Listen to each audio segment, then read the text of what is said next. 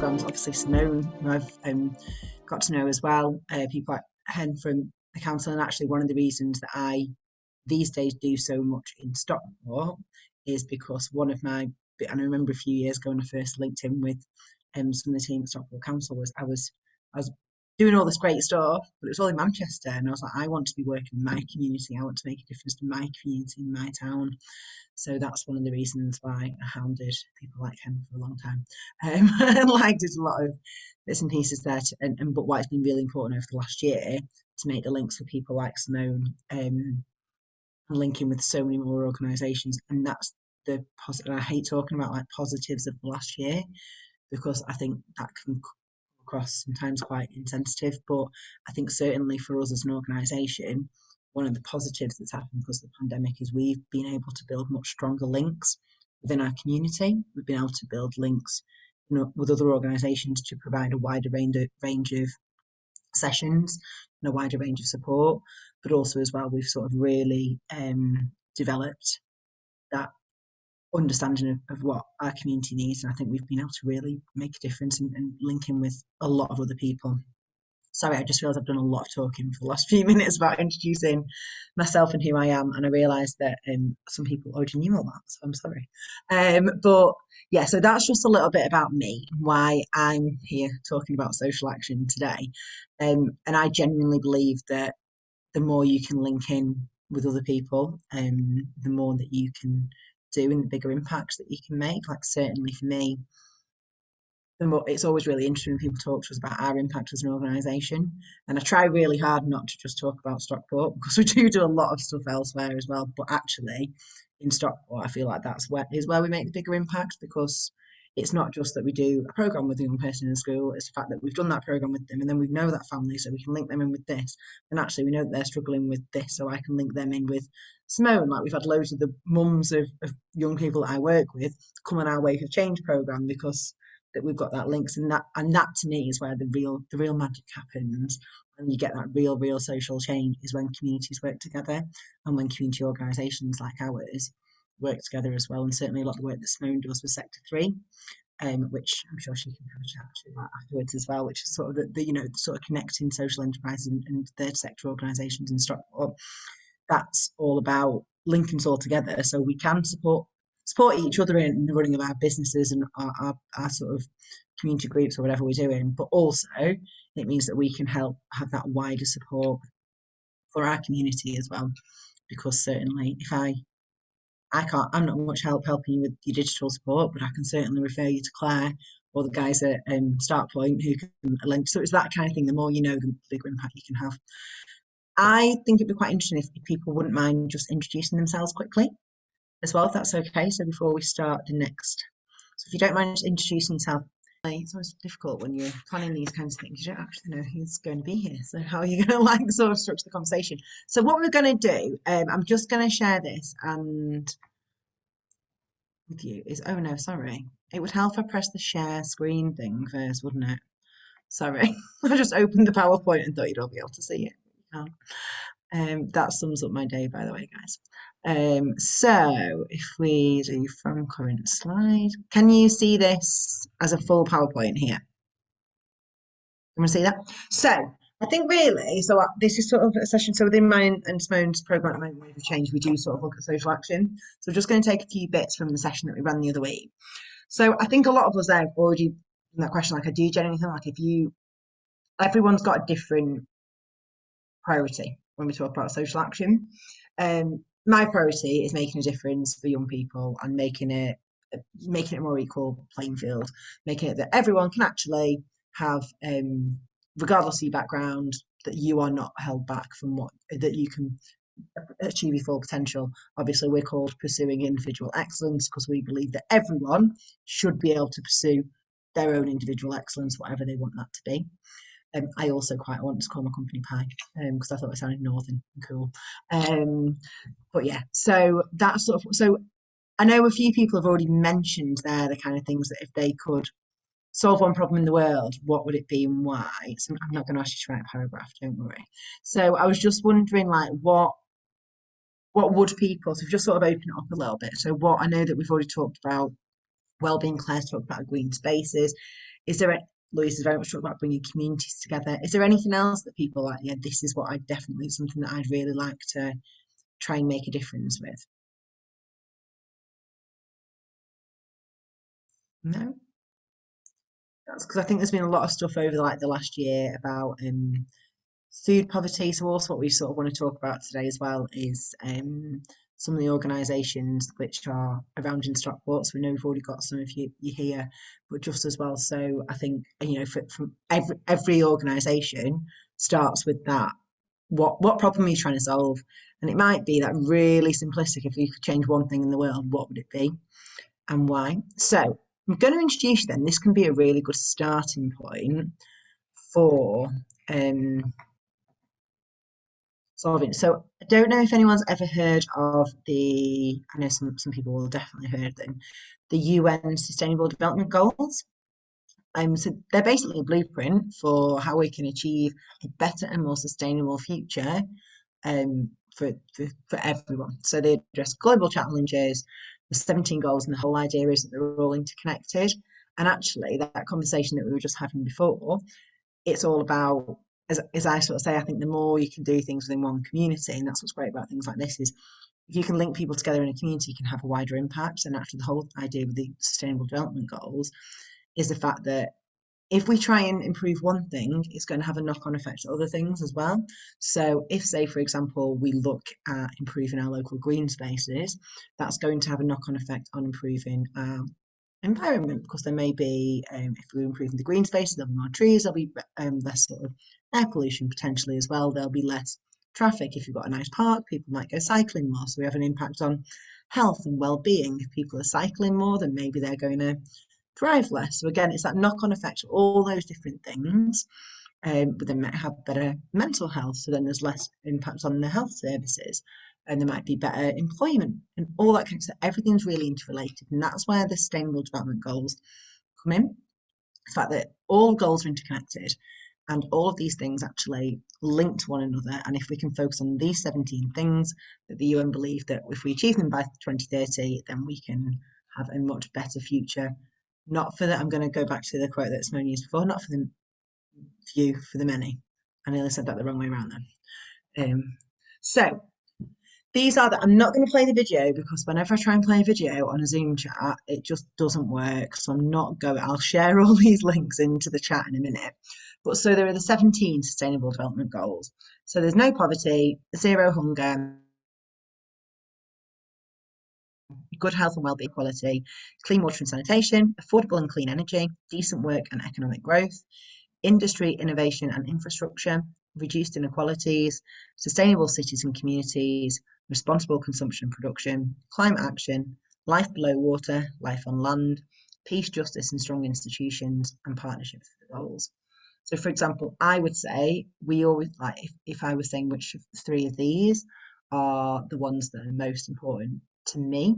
And the thing is, as well, I think there's absolutely no right or wrong, but I know what my priorities are and I know what is important to me. So that's where my social action comes from. So for me, it's quality education, gender equality, and decent work and economic growth. So those are the three things I think I try to address. And this is what we use as a starting point. So for any program that we're doing, if we're introducing the idea of social action, we ask people to start exploring these. And probably straight away now, there'll be ones that you're like, it's really weird, isn't it? Because I'm never like, I'm not bothered about that, because I am really bothered about us having responsible consumption and production. I do think that's important, but it's not something that like sets my world alight. So it's not something that I'm going to pursue and that I'm going to be able to make a positive difference about. But again, we use this as a starting point within all of our projects, and it's just a really interesting way to start thinking about what your passions are and what your interests are. So just having to think about those then, is there anything that, if you want to just sort of pop down in the chat, and I'll sort of share this link, and if anyone does want these slides, I can send this around afterwards as well. So if people don't mind just putting in the chat rather than going around everyone, one or two of those that you think are your priority. So really interestingly, last January, so remember, do you remember January 2020? All that time ago, and we every program that we were running at that point with young people when we introduced social action, there'd just been that documentary by David Attenborough, which was about the plastic waste. So every young person, like nearly every program we were doing was about plastic waste, because obviously that was high on the agenda, that was seen as a priority at that point. But it meant that by looking at the UN Sustainable Development Goals, we could link that to the environment, we could link it to life under the sea and sustainable living. So it's just interesting, like bringing it back to priorities. Naturally, your priorities might be very different now than they were a year ago. They might be different today than they are tomorrow, and that's absolutely fine. And I think it's good that people have got different priorities. Like it's good that Claire wants to have more green spaces, whereas I love green spaces, but I wouldn't know where to start doing that. It's not something that's on my personal agenda to have social action, but actually we need. So if Claire's making more green spaces, that's brilliant because then that's somewhere that I can take young people and show them that as an opportunity and give them that experience. So it's that idea of everyone having different priorities is a positive thing. So look, hey, good health and well-being, but I guess as well, Kay, that fits in with your job and your role. So and also I do care about good health. I care about all of them. I need to stop. So breathe air, clean water for everyone, reducing inequalities, no hunger, good education from Louise, peace and justice as well from Kay, staying in good health and well-being, gender equality and zero hunger. So again, Dana, that sort of kind of idea that definitely fits in with what your role is. And it can actually be a really, certainly working with young people, so for those who do that, or with anyone sort of in the community, they're a really great starting point for just identifying what your priorities are. Because either it can lead into discussions around potential careers. So actually, if you're someone who really cares about um, consumption or like the environment, what careers are there for that opportunity as well as looking at social action and health and well-being. So again, we've got loads of different things there. So I'm going to share as well. I keep doing this and not actually clicking share screen. Sorry. So I will share this link. It's also really interesting. So this is a fantastic. Um, and which one's the most important to you? That should say the last year, not the last 6 years.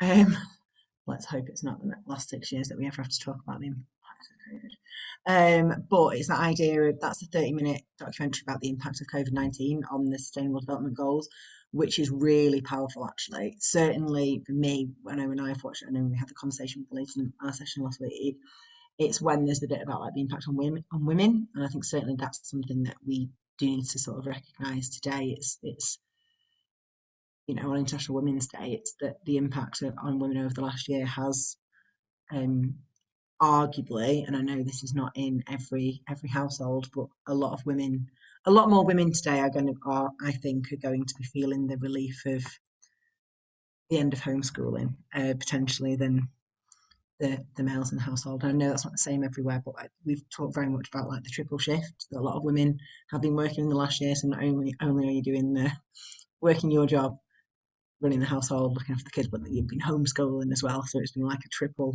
whammy over the last year. And I will share these as well. But that documentary again it's only half an hour and it's really worth watching. It's just again having to think about that and then linking to your social action. So this is I always hate the name of this when we call it the lazy person's guide to saving the world, because it's not trying to imply, so obviously whenever you show this to a group of teenagers, they just think that you're saying that they're lazy. I mean, a lot of them are, but I mean, it's just that idea as well of actually, it's just trying to show how easy it is. So this talks about the different, I'll just show this. I'm not sure, I'm going to reshare it because sometimes it doesn't work when you change the link. So it's just the idea that social action can be from anywhere. So it's sort of four levels. This talks about four levels of social action. Again, this is all UN resources, which are fantastic that you can pull off and utilise yourself as a starting point for your own social action, or if you're running groups as well. So obviously, Sofa Superstar. So we can all do things from our sofa, and I think these days, obviously, it's sort of been a keyboard warrior, but there's nothing wrong with being a keyboard warrior if you want to sort of make your point from social media, sign petitions, all that kind of things, like really basic things like stopping your bank statements and just going paperless.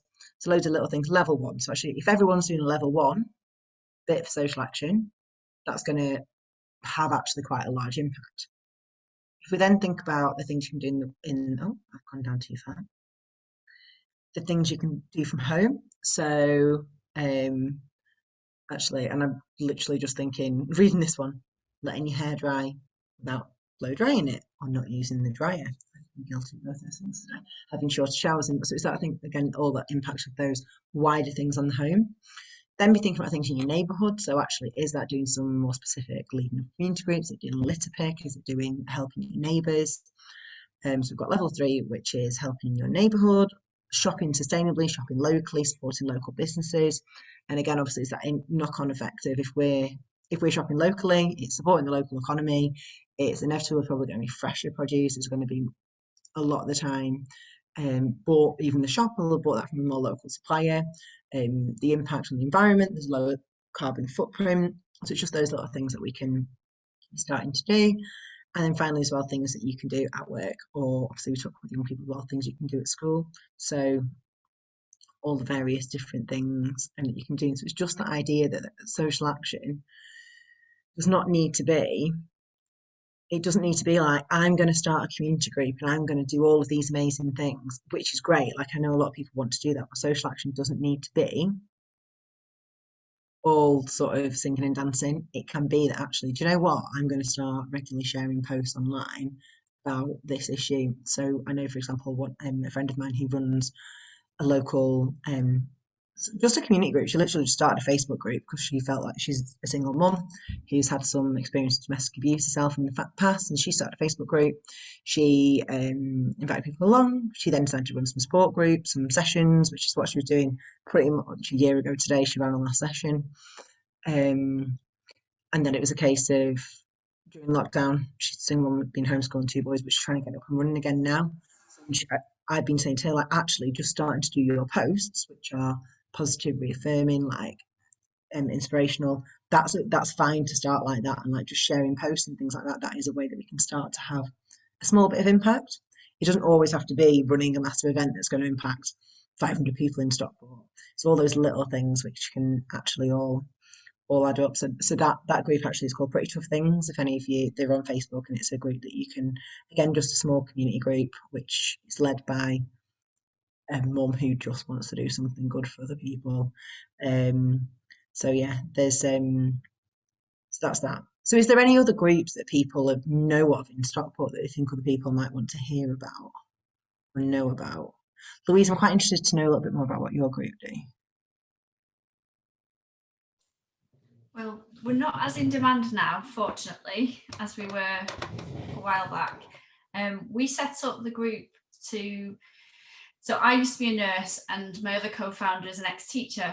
So we both knew about red tape and how quickly or not the government would respond to the COVID crisis that was sort of looming this time last year.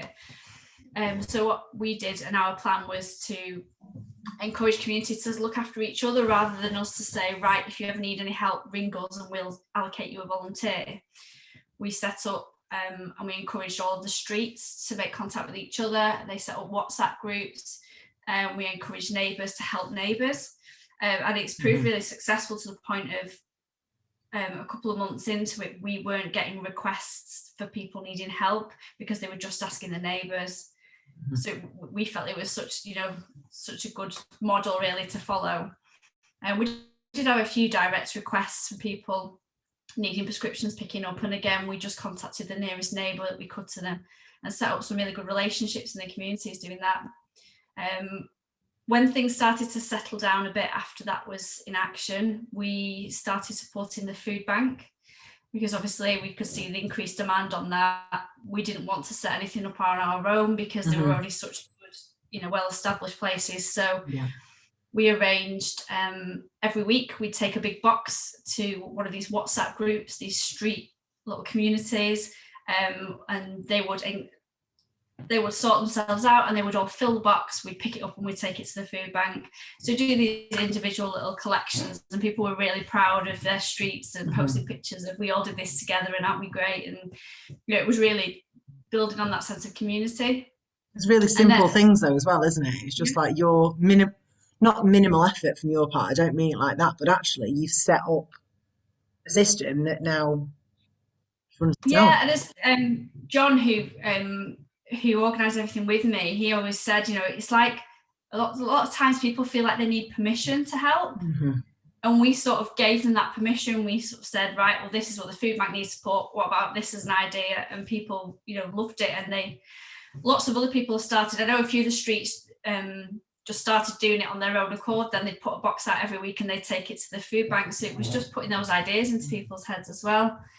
And I then at think as well, Christmas, it's people. Oh, sorry, Louise. Carry on. no, it's fine. No, go on. I was just going to say, I think a lot of the time people don't know how to help as well. Like we did something. I'll go into this in a minute. So you carry on, and I'll develop that in a second. So, well, it feeds into what you're saying. At Christmas, you could tell there was a sense of people wanted to do things. People were aware other people were going to struggle. We're lucky we're in quite an affluent area, but obviously people who were previously living a very affluent life were all of a sudden hit with this, massive struggle. So we arranged to collect brand new Christmas presents from anybody who wanted to donate.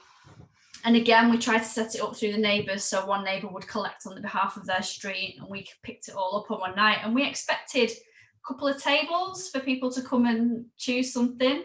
And as Simone can contest, we filled a church hall with all these brand new, really good quality gifts, really thoughtful gifts. But then we went into lockdown again, so we couldn't hold our events where people came and collected them. So we ended up reaching out to all the other organisations that we already knew were in place. So, off the top of my head, the Ebony and Ivory organisation, they came and collected some things. Signposts for carers. Like Simone mentioned, the Cherry Tree Project. Just so many, and it was so great to sort of be able to. We didn't have all the other things going on that they had on, that we weren't directly supporting people that they were doing. We had the means to make the collection, and then they knew the people who needed it, and we knew the people who could get it from. So it worked. And that's a lot of it, isn't it? Like I think we did something similar. So I was just going to say, for like at Christmas, it's a case of we had a couple of people we wanted to put these Christmas family bags together. So that was with Gemma from Pretty Sure Things, and suddenly she said, "Oh, maybe you should do this," like with her group of mum friends, and asked me whether I wanted to do anything. I was like, "Yeah, brilliant, great." And then that turned into suddenly she had 40 bags at her house of stuff. She's like, "I don't know where to take these." So again, we spoke with a lot of the similar sort of people that spoke, reaching out to our links in the community.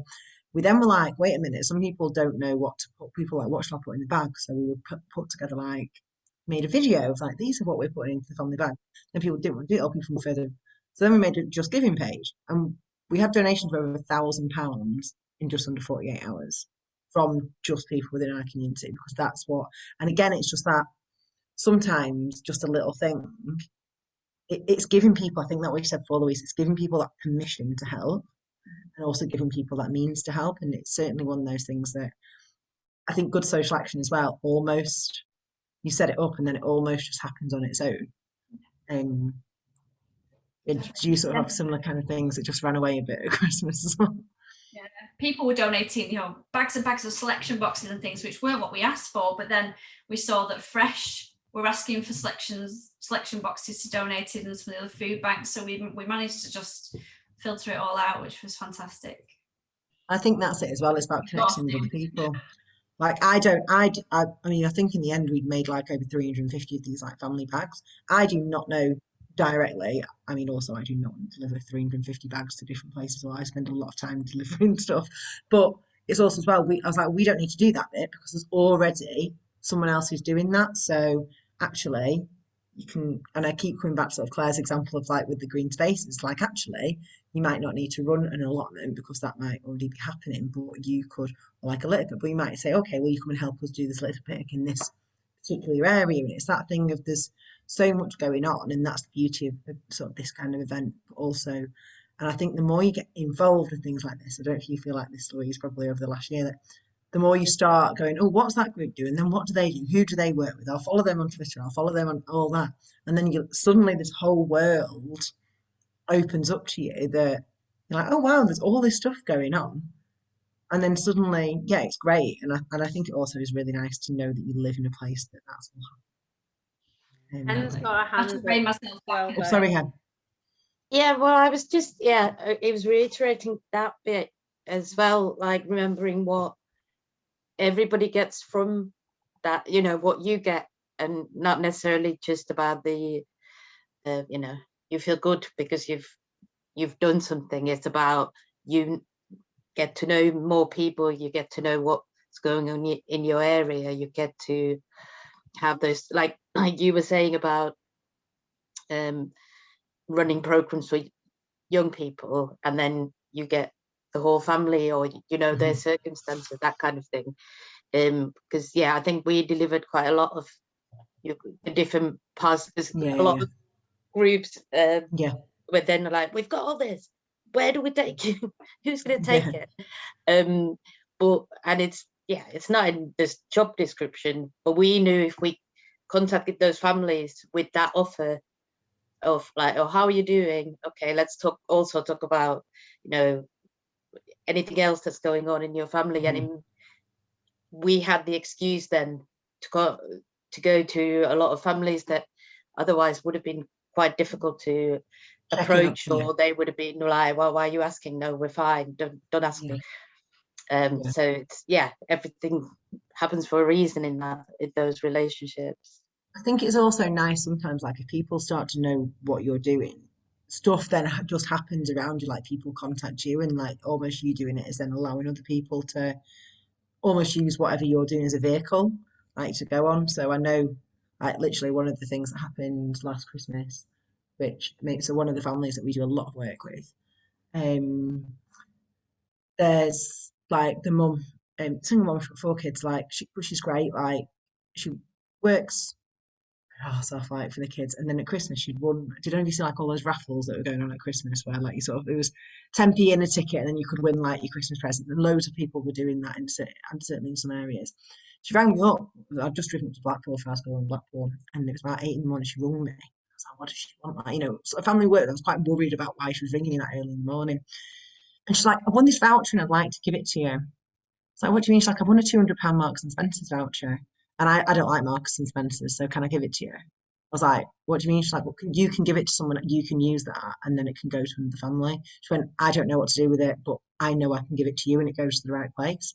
And that was, first of all, the fact that she'd give it, I tried to give her some money for it and she wouldn't like. She was like, no, this is my thing because I get so much support from other people. But because she'd seen, because she knows the work that we do, she then felt able to offer her support through that, which I think is also like a really nice thing as well. I feel like we've gone off a little bit on a tangent. We've only got about 5 minutes left. Simone, is there anything else you want us to talk about? No, I was worried I wasn't going to fill an hour.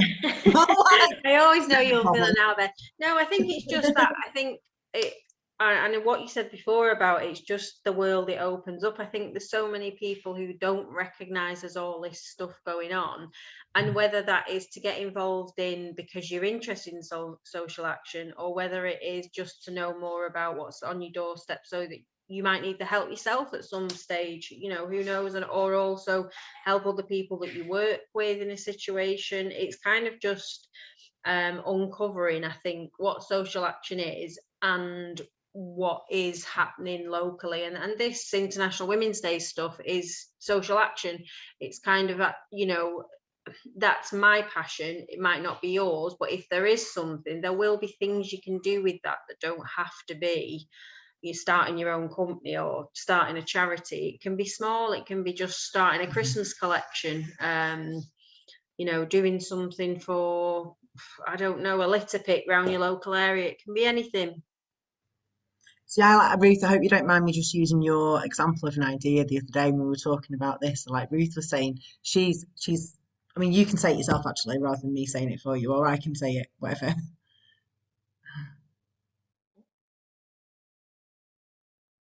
Sorry, Ruth, I put you on the spot now.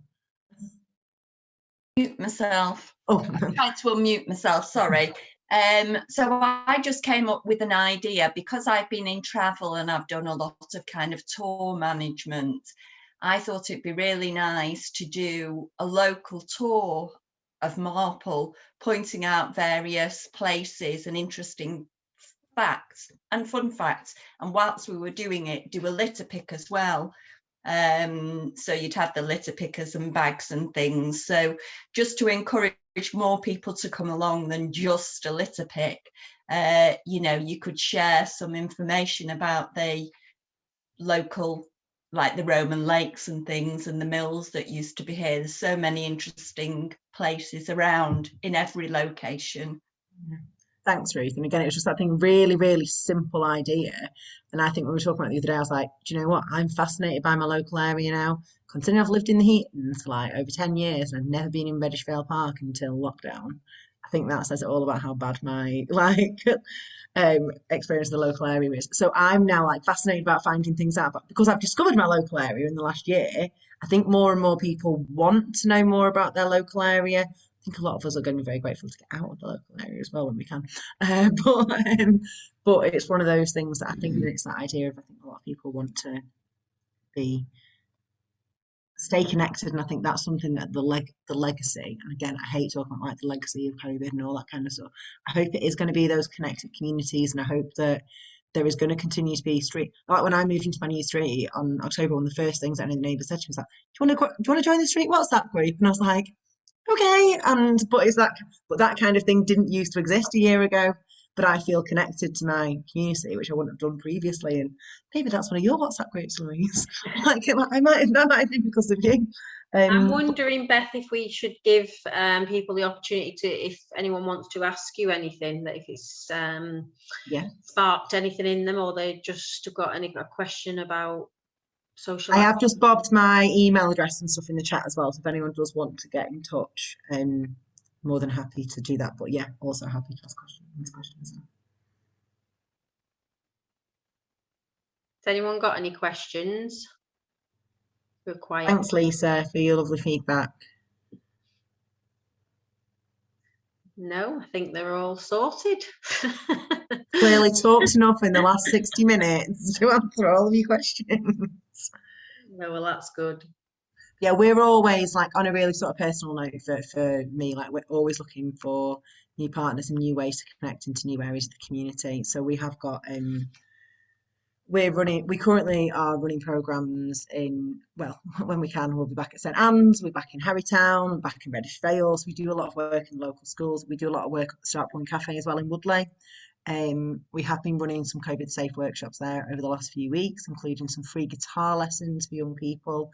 So if any of you know any vulnerable young people who you think it would be a positive experience for them to learn the guitar, we also buy them a guitar that they get to keep, all thanks to the Stockport Local Fund. We'll give a little nod to Stockport Council here, and then the inclusion team.